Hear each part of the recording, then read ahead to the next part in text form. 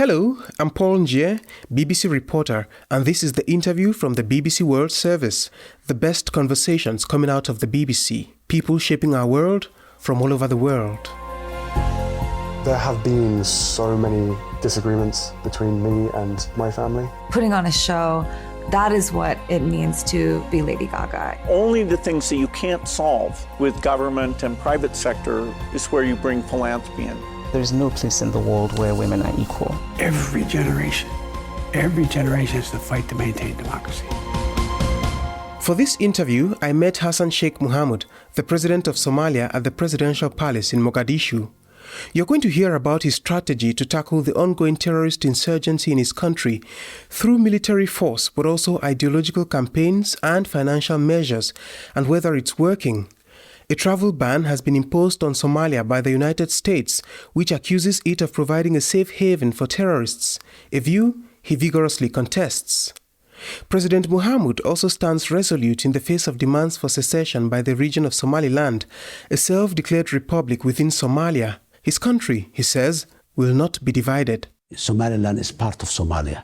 Yes, they have grievances. Yes, they have different way of governing. But Somalia is a federal country today. Chances has been given to all people in different regions to have a say on the way they are ruled. Somaliland has the same right, but within the framework of unity. So Somaliland is our dear brothers and sisters.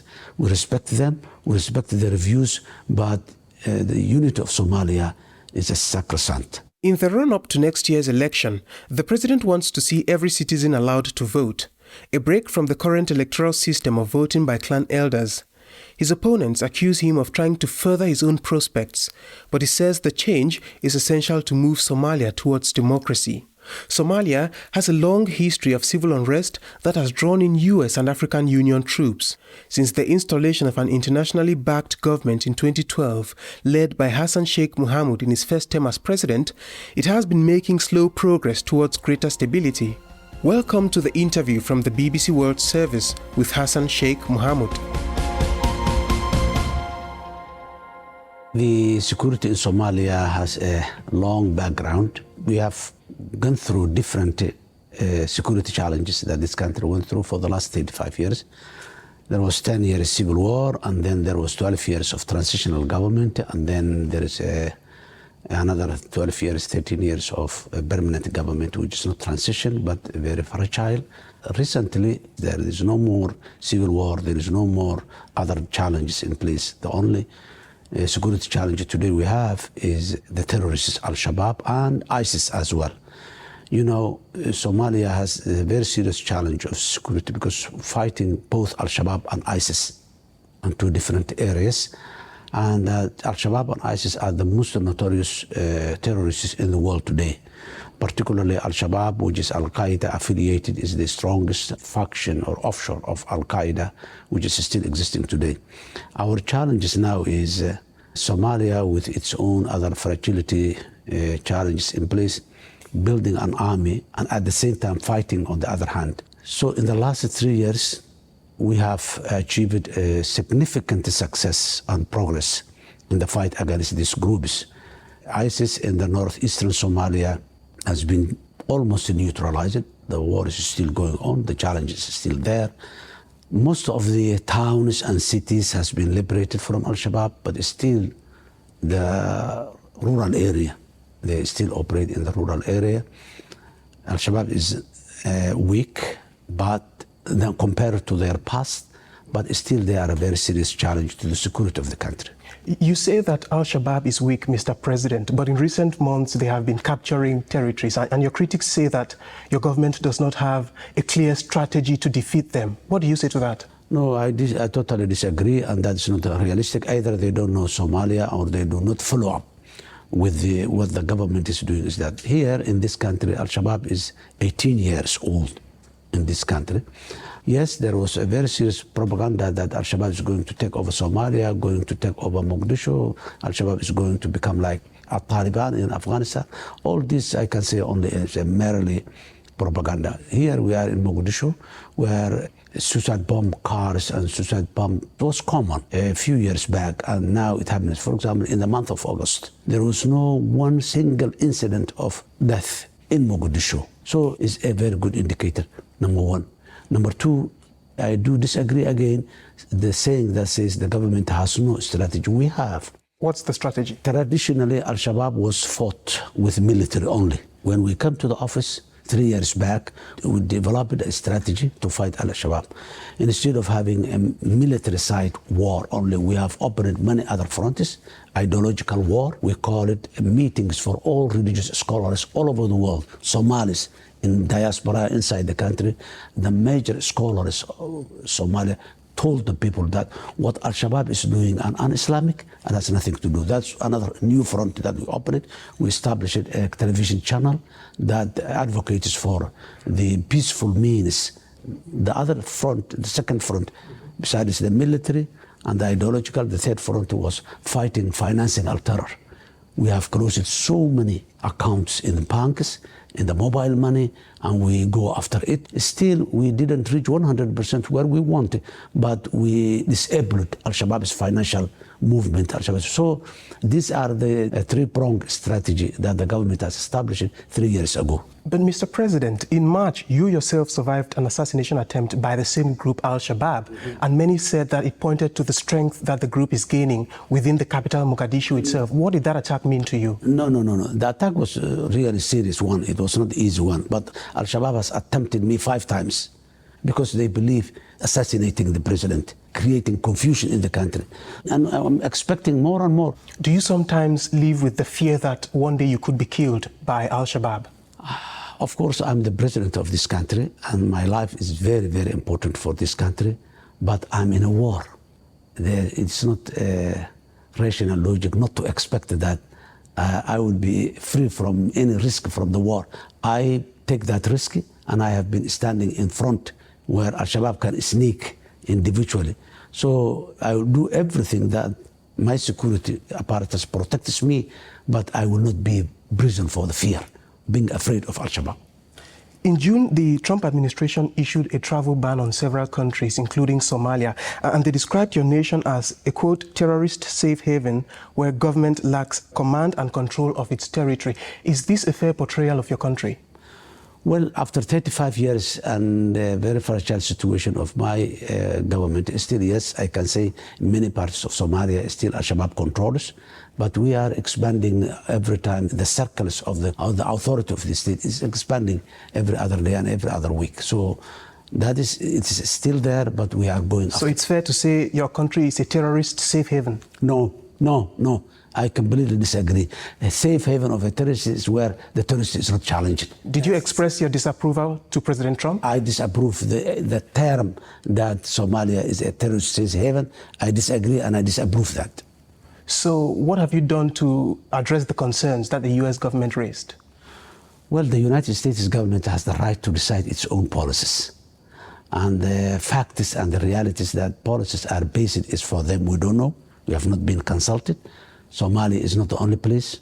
So I believe that it relates to politics. It doesn't relate to either the relationship or the reality in the ground.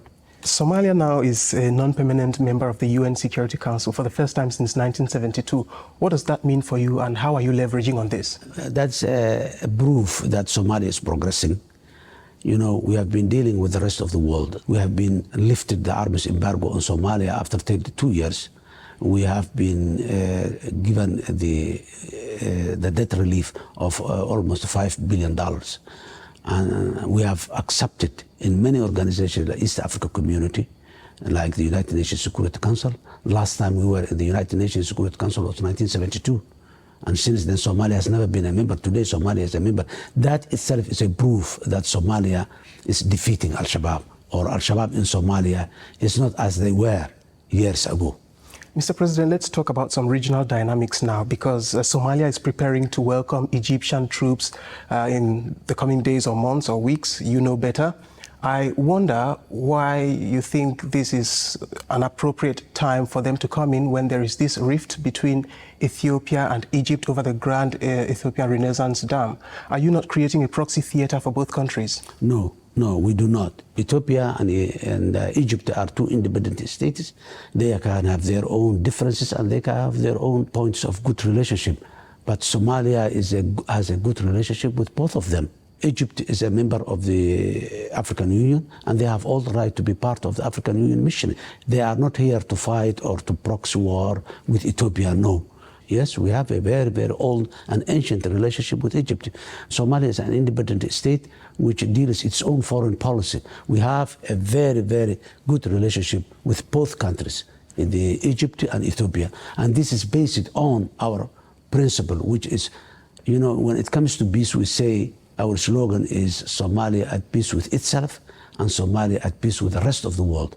We keep continuing on like that. We are neutral. We don't want to have any conflict or any animosity with any other country in the world, unless that country wants it to have a problem with Somalia. We don't have. Mr. President, you say that the Egyptian forces are not coming to cause trouble with Ethiopia, but there are also reports that suggest that these Egyptian troops will be stationed along the border with Ethiopia, especially in areas where Ethiopian forces are already present, notably in Gedo and Hiran regions. Isn't this a direct provocation towards Ethiopia? That's not true.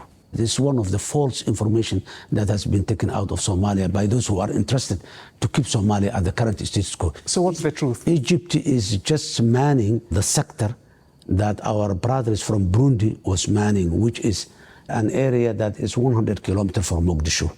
There is no any Egyptian forces that is going to anywhere closer to the Ethiopian border. They do not have that intention, and their African Union sectorization of Somalia and the peacekeeping forces, that's where they are.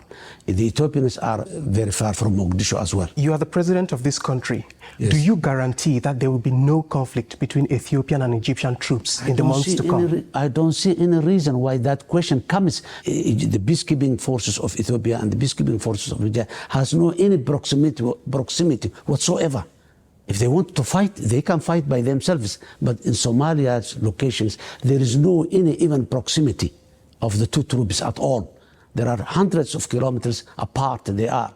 And I didn't see any intention of Egypt to disrupt Ethiopia, and I didn't see any intention of Ethiopia to fight or disrupt the peacekeeping forces of Egypt in Somalia. There is no proxy war, and we will never allow proxy wars to happen place here in Somalia. We are fed up of war. We don't need any new war. We have our own problem. We have our own wars. We don't want others to come to this country and fight on us. No, that will not happen.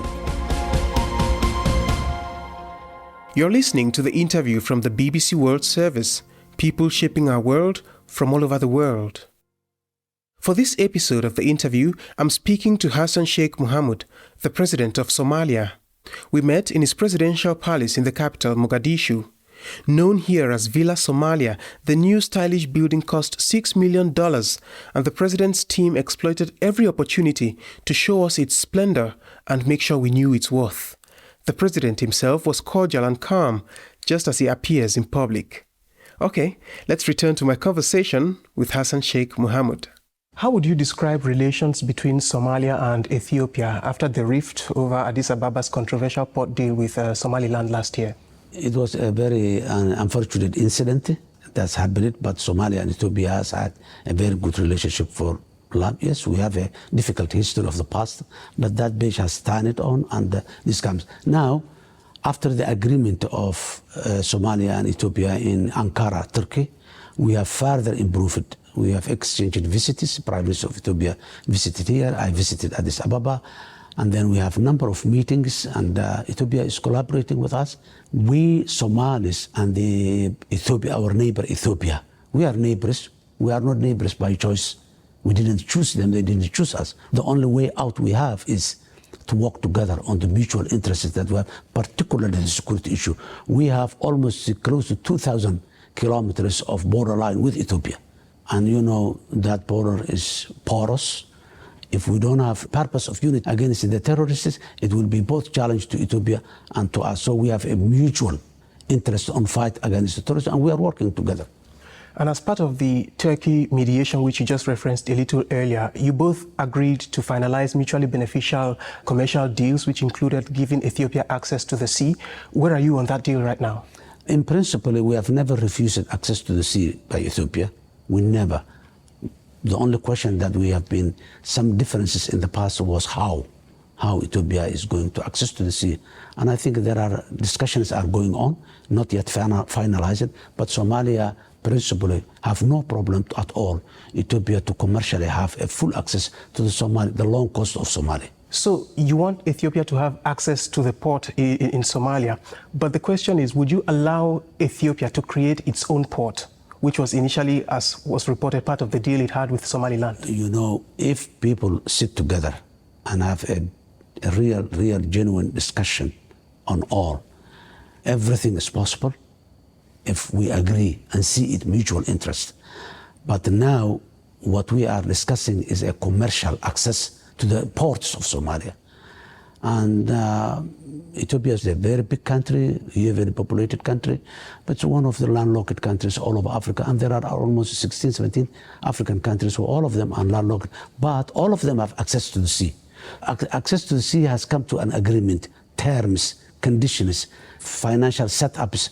These are what we are going to discuss and agree, but we never have rejected Ethiopia to have access to the sea commercially. I did mention Somaliland a little earlier, and US Senator Ted Cruz has urged President Donald Trump to formally recognize it as an independent state. What's your take on that? I don't think that that was an ideal statement, and that is a violation to the African Union Charter and the United Nations Charter. And the African Union in 1963 has recognized that colonial borders are the genuine African borders. So Somalia today respects that. And Somaliland is part of Somalia. Yes, they have grievances. Yes, they have different way of governing the whole Somalia and their part as well. But Somalia is a federal country today. Chances has been given to all people in different regions to have a say on the way they are governed, on the way they are ruled. Somaliland has the same right, but within the framework of unity. And I, as a president of Somalia, publicly make an apologetic statement, apologize for what has happened in the name of Somali state in the past to all Somali people, and exceptional to Somaliland people. But that does not mean we have so many commonalities, so many issues that bonds us together than dividing us. So Somaliland is our dear brothers and sisters. We respect them, we respect their views, but the unity of Somalia is a sacrosanct. The unity of Somalia is sacrosanct. You seem to position that as a core message. But what concessions are you ready to make to see that unity come to fruition? We are here to do whatever that makes the Somaliland people and leaders feel that they are part of Somalia. Anything other than secession, we will not accept that. But you're coming to the table with preconceived ideas already. How do you solve that, that problem? Unity of the country. This is the mandate I have from my constitution. We have Act of Union in 1960s. This is one unified country, and it has been like that for 65 years. Yes, there are grievances, concerns, which we are ready to address. If President Donald Trump adheres to the advice of Senator Ted Cruz and goes ahead to formally decide that Somaliland is now an independent state, to formally recognize it, what do you do? We will never accept that recognition, and the whole world will not accept it. The African Union will not accept it. The Arab League, United Nations will not accept it. That will not happen. Will you sever diplomatic relations with the U.S.? No, we have a very good relationship. Politicians can express their views, and but if it comes as a formal recognition from the United States, it will be the first country to ever recognize it. And I believe that it will not come. This is a world that deals with regulations and rules of international law. America is not a violator of international law. All right, Mr. President, let's talk something else now. How would you describe the human cost of USAID funding cuts in Somalia? There is an impact on the way of it in all aspects. The USAID was supporting Somalia in the name of the United States government, and cutting that aid has some impact in the social service, in the security, in many other places. But I think that is temporary. We are talking with the United States government to make some review on what has happened. Not necessarily that the US aid will come back, but the support of the American government, we believe that they will review that support and they will somehow make adjustments. Your economy is said to be highly dependent on aid. So how is it surviving now, given these aid cuts and the security challenges that prevail? As I said, the humanitarian aspect, it will affect us because there was a huge funding, not only from USAID, but from many parts of the world.